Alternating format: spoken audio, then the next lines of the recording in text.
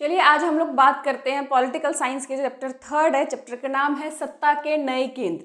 हम लोगों ने लास्ट क्लास में देखा था कि जब 1991 में सोवियत संघ का विघटन हो गया और विश्व को लगा कि अब एक ही महाशक्ति अमेरिका रह गई है, तो उसी टाइम पे हमने ये भी देखा कि कोई भी एक देश अमेरिका को टक्कर नहीं दे सकता, क्योंकि अमेरिका इतना बड़ा महाशक्तिशाली देश बन चुका है।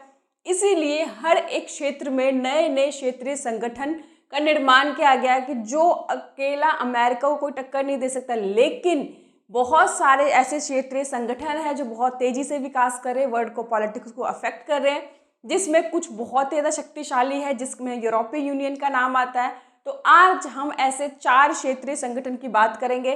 3 जो है आपके कोर्स में, पुराने कोर्स में भी था, जो नया है ब्रिक्स पिछले साल उसको ऐड किया गया, सबसे लास्ट में बेसिकली यही बना है।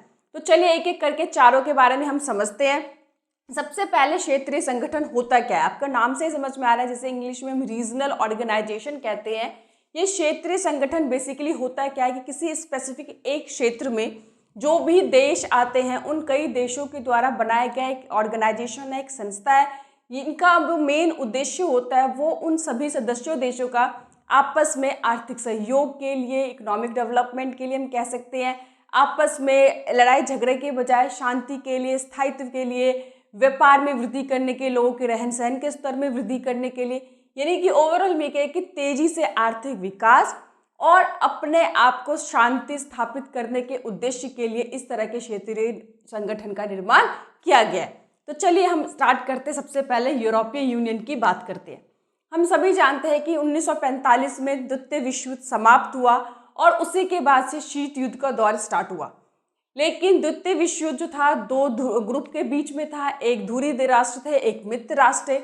धुरी राष्ट्र में जर्मनी, जापान और इटली थे, जिनका बहुत बुरी तरह से हार हो गई थी। मित्र राष्ट्रों में अमेरिका, सोवियत संघ, फ्रांस और ब्रिटेन थे। ये 4 देश थे, लेकिन चारों देशों में से 2 देश जो ब्रिटेन और फ्रांस थे, हालांकि जीतने वाले ग्रुप में तो थे, जीत भी गए थे, लेकिन कहते हैं ना कि जीतने के बावजूद आप इतने ज़्यादा घायल हो गए थे, घायल शेर से हम तुलना कर सकते हैं कि जीत तो गए थे लेकिन ज़्यादा उनको बेनिफिट नहीं हुआ था, उनकी अर्थव्यवस्था तहस नहस हो गई थी। आपने देखा कि उसी के बाद 1945 के बाद जितने भी यूरोप के उपनिवेशवाद थे सबको आज़ाद करना पड़ा था और धीरे धीरे वो शक्तिहीन बनते गए थे, उनकी अर्थव्यवस्था बहुत ज़्यादा चरमरा गई थी और पूरे विश्व जो था 2 ग्रुप में बट गया था, 2 महाशक्ति उभर कर सामने आई थी। इस द्वितीय विश्व युद्ध के बाद अगर किसी को फायदा हुआ तो 2 ही देश थे, अमेरिका और सोवियत संघ, और यहीं से ग्रुप स्टार्ट हो गया था, गुटों का निर्माण स्टार्ट हो गया था। और गुटों का निर्माण हमने देखा पहले चैप्टर में, सबसे पहले कहाँ पे स्टार्ट हुआ था, यूरोप के अंदर स्टार्ट हुआ था, कि पूरा यूरोप 2 भागों में बट गया था, पूर्वी यूरोप और पश्चिमी यूरोप। तो ये जो बेसिकली जो मार्शल योजना के तहत, याद रखना आपको 1 नंबर में क्वेश्चन आता है कि मार्शल योजना क्या था, कि इसके अंतर्गत जितने भी वेस्टर्न यूरोप थे, ठीक है, वेस्टर्न यूरोप थे, उन सभी देशों को मदद करने की जो एक योजना चलाई गई थी अमेरिका द्वारा, क्योंकि अमेरिका के ग्रुप में शामिल हो गए थे, इसीलिए अमेरिका ने डिसाइड किया कि इनकी अर्थव्यवस्था को पुनर्गठन करने के लिए, दोबारा से इनको डेवलप करने के लिए, इनकी अर्थव्यवस्था को उठाने के लिए इन्होंने बहुत बड़ी मात्रा में इन देशों की मदद की और इसी को क्या कहा गया, मार्शल प्लान कहा गया। तो क्वेश्चन आता भी कि मार्शल योजना क्या था, कि मार्शल योजना के तहत अमेरिका ने जो यूरोप की कौन से यूरोप, याद रखना है, पश्चिम यूरोप में जितने भी देश आते हैं उन सभी देशों की मदद के लिए जो योजना चलाई थी उसे मार्शल योजना कहा जाता है, क्योंकि पश्चिम जो यूरोप थे वो अमेरिका के ग्रुप में शामिल थे और जो अमेरिका ग्रुप में शामिल थे अमेरिका उसी की मदद करेगा। तो उसके बाद आपको याद रखना है कि सबसे पहले 1948 में जितने भी यूरोपीय आर्थिक संगठन की घोषणा की कब की गई, 1945 में तो युद्ध खत्म हुआ, द्वितीय विश्व युद्ध। उसके बाद यूरोप की अर्थव्यवस्था में देखा बहुत बुरी तरह से, फिर शीत युद्ध का दौर जब स्टार्ट हुआ तो पूरा यूरोप 2 भागों में बट गया और जो पश्चिम यूरोप था वो अमेरिका के खामे में शामिल हो गए और जो पूर्वी यूरोप थे सोवियत ग्रुप के शामिल हो गए। तो अमेरिका द्वारा जो उनके ग्रुप में शामिल देश थे, पश्चिम यूरोप के देश में शामिल थे, उनको पुनर्गठन करने के लिए, उनकी अर्थव्यवस्था को फिर से उठाने के लिए जो मदद की गई, ये जो पूरा प्लान चलाया गया उसको मार्शल प्लान कहा गया। अब हम एक एक करके पढ़ेंगे कि ऐसा नहीं कि सडनली जो है अचानक से यूरोपीय संघ का गठन हो गया, एक लंबे टाइम तक एक एक करके बहुत सारे प्रोसेस हुए, बहुत सारे नए नए स्टेप्स हुए, उसके बाद जाकर यूरोपीय संघ का गठन हुआ। तो 1948 में याद रखना आपको कि यूरोप के आर्थिक सहयोग की स्थापना की गई और इसका उद्देश्य क्या था कि जितने भी पश्चिम यूरोप के देश आते इन सभी देशों की आर्थिक मदद की गई ताकि उनको फाइनेंशियली जब मदद करेंगे, पैसों से मदद करेंगे, नए नए उद्योग धंधे बढ़ेंगे ताकि यूरोप के देश आगे बढ़ सके। तो इसके लिए 1948 में क्या बनाया, यूरोपीय आर्थिक सहयोग संगठन की स्थापना की गई। 1949 में यूरोप परिषद राजनीतिक धीरे धीरे अब आर्थिक से हम राजनीतिक मदद की तरफ भी जा रहे हैं और 1957 में यूरोपीय इकोनॉमिक कम्युनिटी गठन हुआ और सबसे इंपॉर्टेंट याद रखना है आपको कि 1979 में यूरोपीय पार्लियामेंट का जब गठन हो गया तब ये ऑफिशियली औपचारिक रूप से बना था बेसिकली आर्थिक संगठन, लेकिन अब इसने क्या कर दिया, बहुत बड़ा राजनीतिक स्वरूप ले लिया। और जैसे ही 1991 में सोवियत संघ का विघटन हुआ उसके बाद इसमें काम करने का जो प्रोसेस था बहुत तेजी से स्टार्ट हो गया। और याद रखना है 1992 में, कब आपको याद रखना 1992 में क्वेश्चन आता भी है, maastricht संधि के तहत यूरोपीय संघ का गठन हुआ है। 1 नंबर में क्वेश्चन बहुत बार पिछले साल बच्चों को प्री बोर्ड में क्वेश्चन पूछा था, यूरोपीय संघ का गठन किस संधि के द्वारा हुआ है, तो maastricht संधि के तहत हुआ है 1992 में। अब देखो ये जब 1992 में इनकी हस्ताक्षर हुए, एक संगठन बन गया, तो ये एक बहुत बड़े राष्ट्र राज्य की तरह काम करने लगे, बहुत बड़ी इकोनॉमी के रूप में उभर कर सामने आए। साथ ही साथ इनके अपने खुद के राष्ट्रीय ध्वज है, खुद का इनका अपना राष्ट्रीय गान है, स्थापना दिवस है, अपनी खुद की इनकी एक कॉमन मुद्रा है, यूरो के नाम से जाना जाता है। हालांकि इन्होंने अपने संविधान बनाने की कोशिश की, उसमें इनको सफलता नहीं मिली, बट इसके बावजूद ये बहुत ज़्यादा सफल संघ के रूप में माने जाते हैं। और ये इतने जल्दी इतने ज़्यादा प्रभावशाली संस्था बन गए, चाहे वो राजनीतिक हो, चाहे वो आर्थिक हो, चाहे वो कूटनीतिक हो, चाहे वो सैन्य प्रभाव हो, विश्व की राजनीति में इनका जो महत्व है बहुत ज़्यादा बढ़ गया है। तो एक एक करके हम देखेंगे, कई बार क्वेश्चन पूछता है कि यूरोपीय संघ इतनी बड़ी शक्तिशाली संस्था कैसे बन गया, तो इनके पीछे रीज़न है इनकी आर्थिक, हम कह सकते हैं आर्थिक कारण। तो आर्थिक कारण की बात करें तो 2016 में याद रखना विश्व की दूसरी सबसे बड़ी अर्थव्यवस्था थी जिनका जीडीपी 17,000 अरब डॉलर था, जो कि बहुत बड़ा, अमेरिका के बाद दूसरी बड़ी अर्थव्यवस्था हम इसको कह सकते हैं। इनकी मुद्रा जो यूरो है वो अमेरिका के जो डॉलर है उसको मतलब बेसिकली उसके लिए खतरा माना जाता है, जिस तरह से तेजी से विकास कर रहा है और जितने सारे देश इसको एक्सेप्ट कर रहे हैं। तीसरा अगर हम बात करें तो अगर विश्व व्यापार संगठन के अंदर जो अमेरिका से 3 गुना ज़्यादा क्या है इनका कंट्रीब्यूशन है, व्यापार करे सभी देशों के द्वारा। पर याद रखना है यूरोपीय संघ एक देश नहीं है, जितने भी वेस्टर्न यूरोप होते हैं उनमें, और उसके बाद जब यूएसएसआर विघटन हुआ तो बहुत सारे जो पहले यूएसएसआर के ग्रुप में थे, उन्हीं के जो गणराज्य टूटे थे, उनमें से भी कई सारे देश इसमें मेंबर बन गए थे। हालांकि इसमें विवाद भी हुआ था, बट बहुत सारे नए नए सदस्य इसके भी बने थे। उसके बाद हम बात करते हैं राजनीति की बात करें तो ये जो मैंने बताया कि ये जो पॉलिटिक्स है बहुत ज़्यादा ये इफेक्ट करते हैं, क्योंकि आपको पता होगा संयुक्त राष्ट्र संघ के जो 5 स्थायी सदस्य में 2 स्थायी सदस्य जो है वो इन्हीं के हैं, ब्रिटेन और फ्रांस।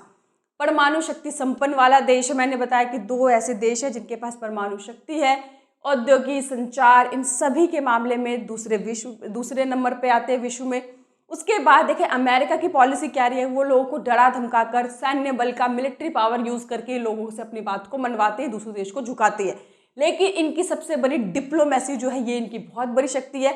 ये किसी भी चीज़ को मनवाने के लिए कूटनीति का इस्तेमाल करते, डिप्लोमेसी का इस्तेमाल करते।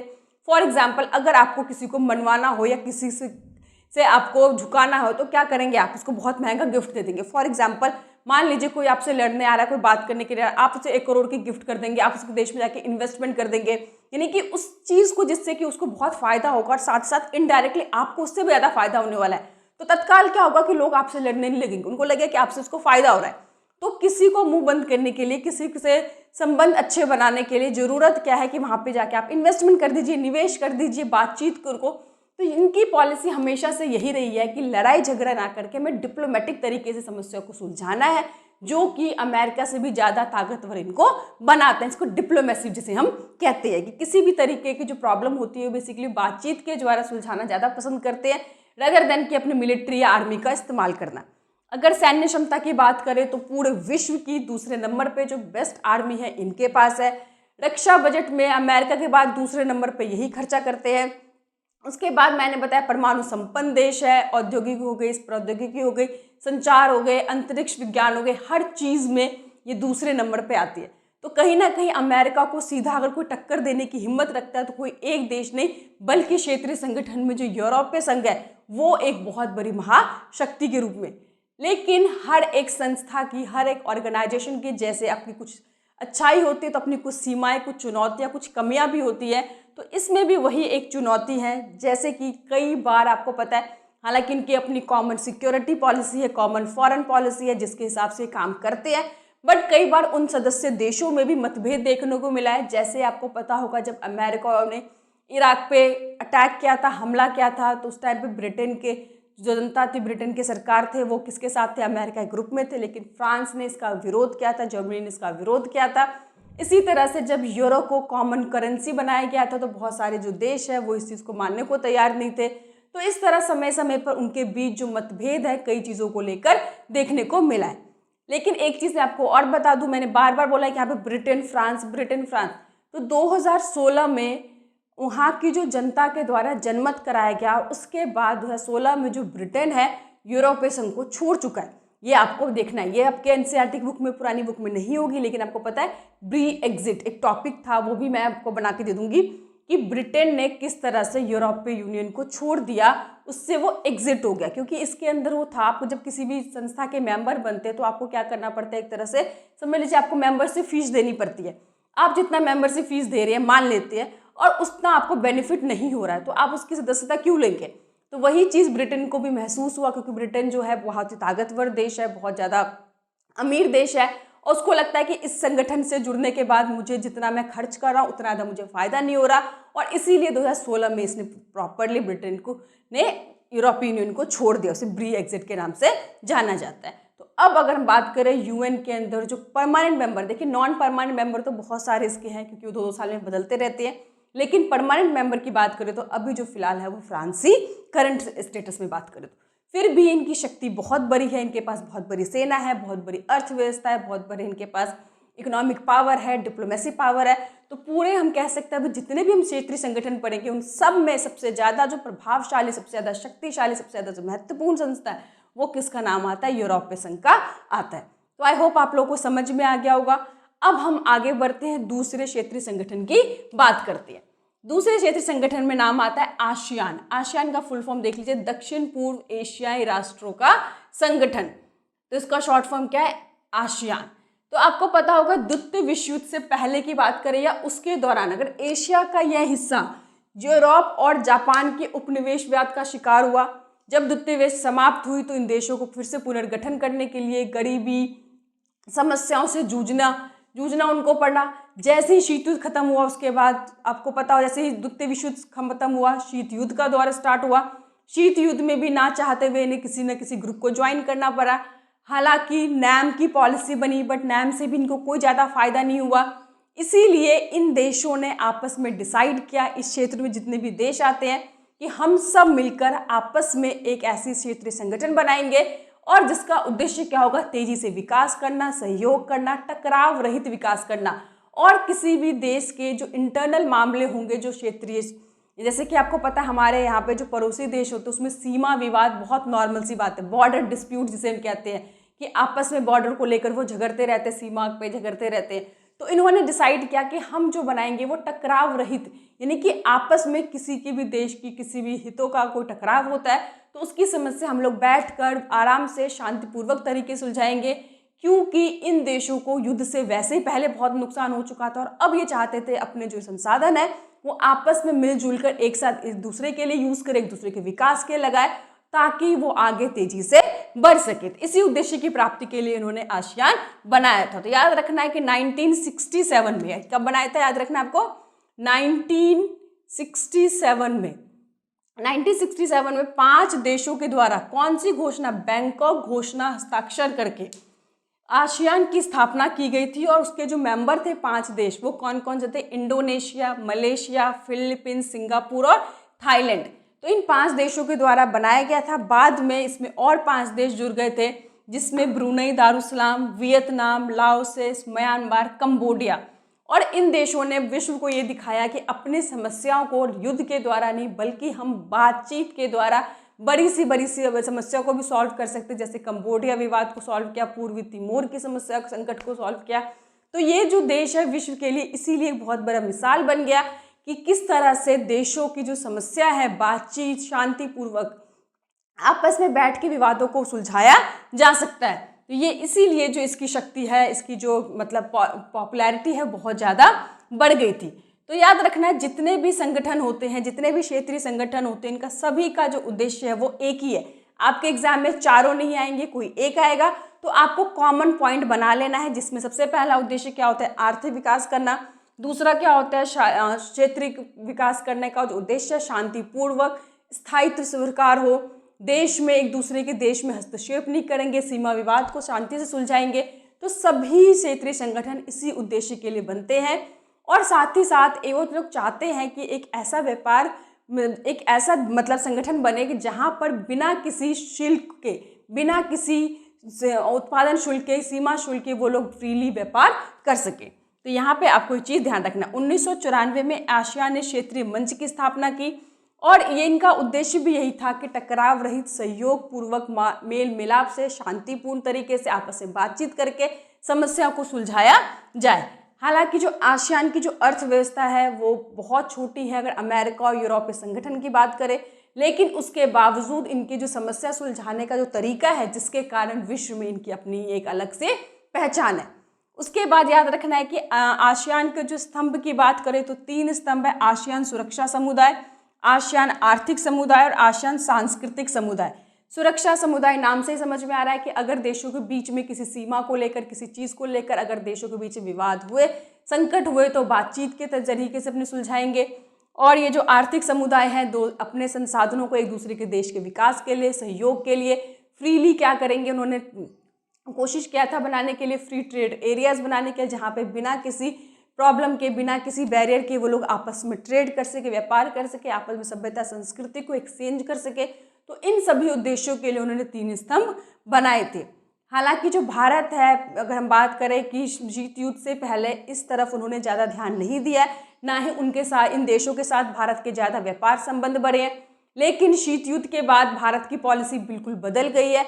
अब भारत जो है इन सदस्य देशों में जो 3 देश है, थाईलैंड, मलेशिया और सिंगापुर, इनके साथ व्यापार कर रहे हैं, द्विपक्षीय व्यापार कर रहे हैं, काफ़ी ज़्यादा उनके संबंध में बढ़ोतरी हुई है। हमारे जो ट्रैवल बढ़े हैं, हमारे देशों के बीच संबंध बहुत ज़्यादा अच्छे हुए हैं। इवन भारत और जो अमेरिका, चाइना, ये सब देश भी इनके साथ जुड़ रहे हैं, ट्रेड कर रहे हैं। तो ये जो संस्था बेसिकली बनाया गया है, ये जो क्षेत्रीय संगठन है, बहुत तेज़ी से विकास कर रहा है। छोटे होते भी इनकी विवाद को सुलझाने का तरीका इतना सही है, धीरे धीरे ये अपने इकॉनमी को इतना ज़्यादा तेज़ी से विकास करे, बड़े बड़े सुपर पावर है, ये भी इनके साथ जुड़ रहे हैं। सबसे बड़ी बात यह है कि पूरा एशिया में इन्होंने ही एक ऐसा मंच प्रदान किया है जहाँ पे ना केवल एशिया के देश बल्कि बड़ी महाशक्तियाँ भी पॉलिटिकली आपस में आकर समस्याओं को सुलझा सकते हैं, बातचीत कर सकते हैं, एक दूसरे को जो भी मुद्दे हैं उनको डिस्कस कर सकते हैं। तो आसियान ने एक ऐसा मंच दिया है जहाँ पे एशिया के सभी देश और बड़ी बड़ी सुपर पावर भी पॉलिटिकली आकर एक दूसरे के मुद्दे को सुलझा सकते हैं, बातचीत कर सकते हैं। तो इसीलिए इसकी शक्ति है वो अपने आप में बहुत इंपॉर्टेंट है। अब देखिए, बहुत सारे क्षेत्रीय संगठन, इतने सारी चीज़ें आप याद कैसे करेंगे? तो उद्देश्य क्या है? सबका एक ही है कि आर्थिक सहयोग, तेजी से विकास करना, शांति करना, मुद्दों को, विवाद को शांतिपूर्ण तरीके सुलझाना। तो सारे कॉमन पॉइंट, उद्देश्य सेम है। आपको याद क्या करना है? उनकी स्थापना, जैसे कि यूरोपीय संघ कब बना था? 1992 में मास्टर संधि, ये आपको एक नंबर में याद रखना है। ये कब बना था? 1967 में। कौन सी? बैंकॉक घोषणा पत्र करके। कौन से देश द्वारा? 5 देशों के द्वारा बनाए गए थे। इनका उद्देश्य क्या था? तो यही से बेसिकली क्वेश्चन पूछते हैं। बाकी एक एक नंबर में कब बने थे और उनके कौन से हस्ताक्षर, कौन से उन्होंने संधि के तहत इसको बनाया था। तो ये दोनों आपको समझ में आ गया होगा। अब हम थर्ड बात करते हैं सार्क, जिसे हम दक्षेश भी हिंदी में कहती है, कि south Asian association for regional corporation. देखो, फुल फॉर्म सभी का पता होना चाहिए, चाहे वो आप हिंदी में याद करें चाहे वो इंग्लिश में याद करें, क्योंकि पेपर जो आएगा वो आपको हिंदी इंग्लिश दोनों में आती है। तो जो फुल फॉर्म होते हैं वो हिंदी में याद करना बच्चों को कई बार मुश्किल हो जाता है। तो आप लोग हिंदी इंग्लिश दोनों में से किसी में भी, जिसमें भी आप कंफर्टेबल है उसमें आप लोग याद कर सकते हैं। तो अब हम बात करते हैं ये सार्क क्या है। सार्क में जितने भी साउथ एशिया के देश हैं इनके द्वारा बनाया गया एक संगठन है। इसमें याद रखना है कब बना था, 1985 में सार्क देशों ने आपस में सहयोग करके संगठन को बनाया था। लेकिन आपको ये भी पता है कि इसमें भारत और पाकिस्तान दोनों ही देश सम्मिलित है, और भारत और पाकिस्तान के जो संबंध है कभी ना सुलझने वाले संबंध है, उनके जो विवाद है कभी भी ना सुलझने वाले विवाद है। हालांकि दोनों ही देशों की जो बड़ी बड़ी हस्तियां हैं उन्होंने कोशिश की है कि किसी तरह से भारत और जो पाकिस्तान है उनके संबंध सुधरे। हमारे देश के जो पूर्व प्रधानमंत्री थे अटल बिहारी वाजपेयी, उनका मानना था कि हमारे पड़ोसी देशों संबंध बहुत अच्छे होने चाहिए, इसीलिए उन्होंने बार बार पाकिस्तान के साथ आगे दोस्ती का हाथ बढ़ाया। कई बार उन्होंने कोशिश की जो भी गिले शिकवे उसको शांतिपूर्ण तरीके सुलझाया जाए, ताकि हम आपस में शांति से अपने संसाधनों का विकास, अपने देश के विकास के लिए कर सके। लेकिन आपको शुरू से पता है पाकिस्तान को प्यार की दोस्ती की भाषा समझ में नहीं आती है। जब जब हमने दोस्ती का हाथ बढ़ाया तब तक उसने हमें बदले में धोखा ही दिया है। लेकिन इसके बावजूद भारत की बहुत बार कोशिश यही रही है कि देश में जो शांतिपूर्ण माहौल बनाया जाए। तो याद रखना है कि 2004 में उनके लिए साफ्टा बनाया गया था। साफ्टा यानी कि फ्री ट्रेड एरिया, जहां पर उत्पादन शुल्क कम से कम या ना के बराबर लगाया जाए और आपस में फ्रीली ये जो सदस्य देश है वो व्यापार कर सके। लेकिन कई सारे जो छोटे देश हैं उनको ये लगता है कि इस तरह की नीति बनाकर भारत उनके देश में, उनकी अर्थव्यवस्था में सेंध लगाना चाहता है, उनकी अर्थव्यवस्था कंट्रोल करना चाहता है। और आपको पता होगा कहीं ना कहीं अगर कोई गरीब देश है तो उसके पीछे रीज़न भी उसकी सोच होती है। देखिए यहाँ पे इतने बड़े बड़े देश है, ताकतवर देश है, इन लोगों ने आपस में वीज़ा ख़त्म कर दिया है, फ्री ट्रेड एरिया बना लिया है, जितने भी रिसोर्सेज हैं मिलकर काम कर रहे हैं। आज वो कहाँ से कहाँ पहुँच गए। लेकिन यहाँ पे छोटी छोटी मुद्दों को लेकर आपस में देश एक दूसरे को शक की नज़र से देखते हैं।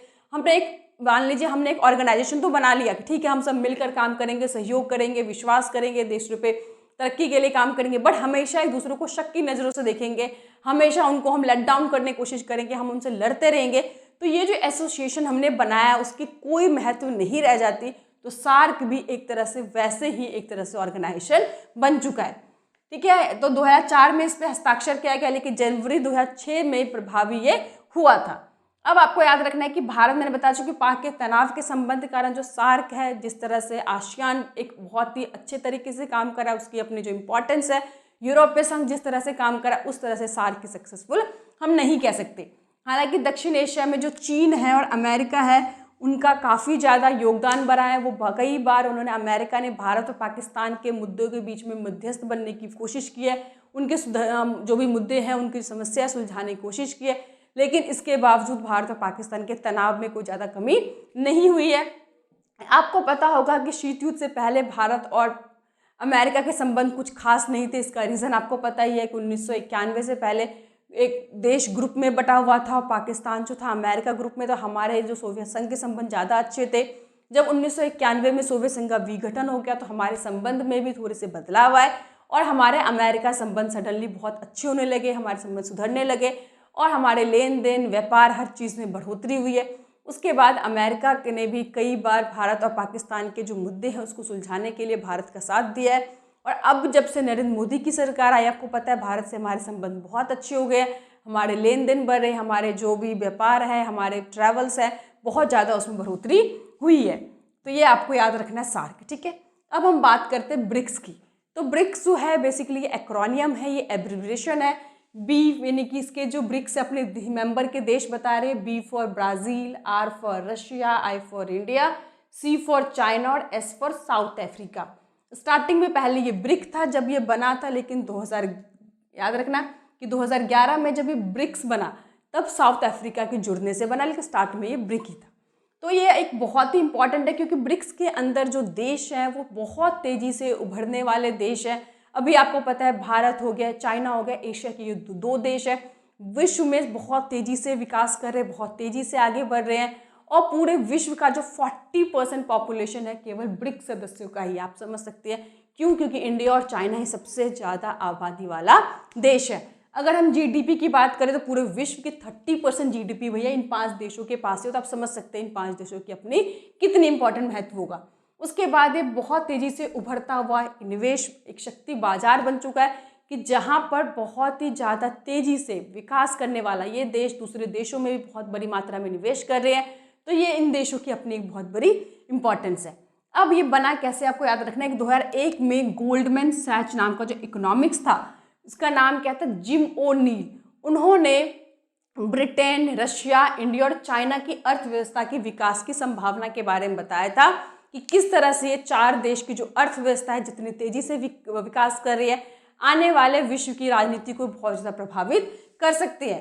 तो उसके बाद याद रखना है कि 2006 में इन 4 देशों ने, जैसे आपको पता होगा एनुअल मीटिंग होती है यूनाइटेड नेशन की, उसके बाद इन 4 देशों के विदेश मंत्रियों ने एक वार्षिक, एक अभी उन्होंने ऑफिशियली नहीं, केवल अनऑफिशियली डिप्लोमेसी क्या करा, आपस में तालमेल कोऑर्डिनेट करना स्टार्ट किया। और उसके बाद उन्होंने पहला सम्मेलन जब किया 2009 में, कहाँ पे, रूस के येकतेरिनबर्ग में क्या था, जहाँ पे उनका उद्देश्य क्या था कि विश्व की वित्तीय व्यवस्था में सुधार करना, किस तरह से और ज़्यादा जो विश्व के मुद्दे हैं उसको इम्प्रूव किया जा सकता है।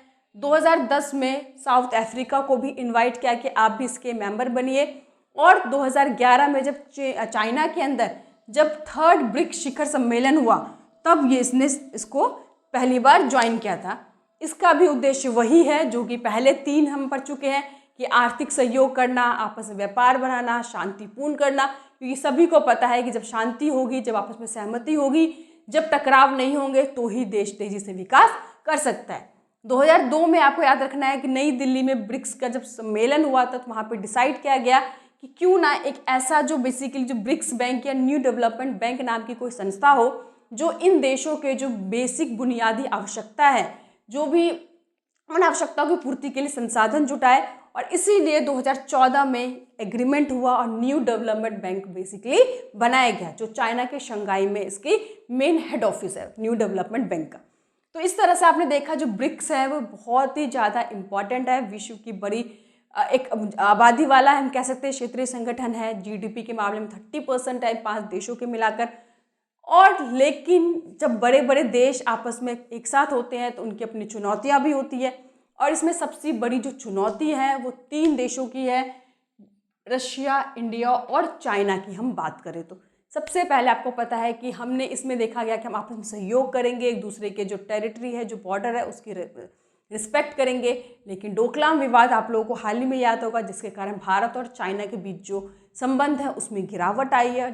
जब इनके मेंबर हैं उनमें ही आपस में तनातनी चल रही है, आपस में ही उनमें तनाव चल रहे हैं, हर कोई इसमें बेसिकली है कि वो अपने हित को ध्यान दे रहे हैं। जब आप एक ग्रुप बनते हैं तो आपको अपने हित के साथ साथ आपको जो ग्रुप है उनमें भी उनका भी इंटरेस्ट देखना पड़ता है। लेकिन यहाँ पे हर एक देश केवल अपने हितों को ध्यान में रखकर काम कर रहा है, जिसके कारण आपस में इनमें कई बार टकराव देखने को मिलता है। चाइना हम सभी जानते हैं वो किसी की बात नहीं सुनता, वो अपनी मनमानी करता है। अगर आप मनमानी करेंगे तो कहीं ना कहीं जो संगठन है उस पर इसका प्रभाव जरूर पड़ेगा।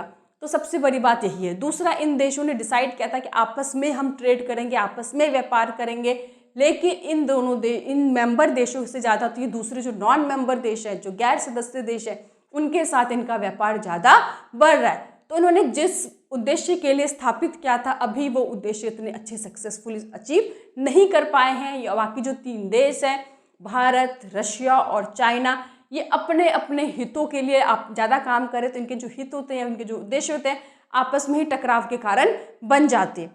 दूसरा, इनके जो अभी जो बड़े बड़े उद्देश्य हैं, जैसे कि विश्व के जो किस तरह से विश्व की आर्थिक व्यवस्था को सुधारा जाए, विश्व में बहुत सारे जो नए नए मुद्दे हैं उनके ऊपर काम किया जाए, लेकिन उन मुद्दों पे अभी भी उतने अच्छे से काम नहीं हुए। तो ये आपको ब्रिक्स के बारे में पढ़ना है। इनकी चुनौतियां पूछेंगे तो आप ये बताओगे। तो बाकी ये जो 4 क्षेत्रीय संगठन है, तो सभी का आपको याद रखना है कब बने। ये जो है बेसिकली किसी संधि, किसी एग्रीमेंट के तहत इसका निर्माण नहीं हुआ, ये आपको याद रखना है। कुछ मेंबर्स के नाम आपको याद रखना है, उनके उद्देश्य याद रखना है। तो इनमें सबसे ज़्यादा जो इम्पॉर्टेंट है वो ब्रिक्स है और यूरोपीय संघ है, इसीलिए इन दोनों पे आपको ज़्यादा अच्छे से काम करना है। बाकी नोट्स के लिए आप लोग मुझे इंस्टाग्राम पे फॉलो कर सकते हैं, वहाँ पे आपके हिंदी मीडियम, इंग्लिश मीडियम दोनों के नोट्स आपको मिल जाएंगे। आई होप आप लोग को समझ में आ गया हो। कोई भी दिक्कत हो, प्रॉब्लम हो, आप लोग मुझे कमेंट कर सकते हैं। Thank you.